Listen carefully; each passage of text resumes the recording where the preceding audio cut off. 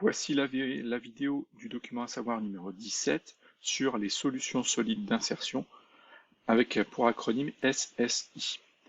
Donc, lorsque le rayon atomique de l'élément étranger, c'est-à-dire l'élément que l'on cherche à insérer dans un métal pour faire un alliage, est suffisamment faible, alors ces atomes peuvent occuper des sites interstitiels du réseau cristallin du métal pur pour donner un alliage.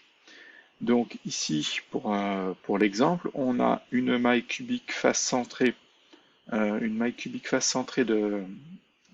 de fer, et on trouve des atomes de carbone qui sont dans les sites octaédriques de la maille. Donc voilà un exemple. On n'a pas un atome de carbone qui est venu prendre la place d'un atome de fer. Ils sont venus se placer dans les espaces vacants qu'on appelle donc les sites interstitiels.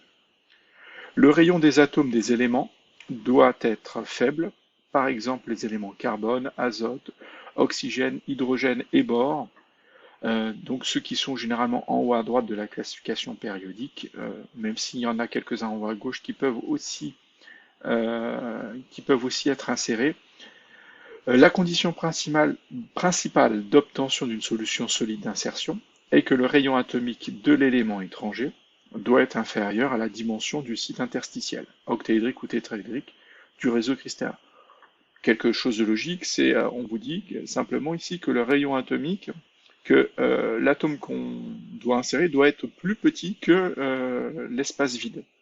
Et il doit y avoir suffisamment d'espace pour accueillir cet atome. Voilà simplement ce qu'on dit. Si l'atome à insérer est légèrement plus grand que le site interstitiel, une solution solide d'insertion peut exister avec une déformation de la maille. Donc si on a finalement l'atome de carbone qui est un tout petit peu plus grand que le site octaédrique, donc l'espace vacant, eh ben cette solution solide peut exister, cet alliage peut exister avec le carbone dans cette position, mais dans ce cas, on aura une légère déformation de la maille. Donc on aura les atomes qui seront très légèrement repoussés, un peu plus grands, et la maille qui sera plus exactement cubique. Donc vous avez l'exemple de l'austenite qui est donc ici.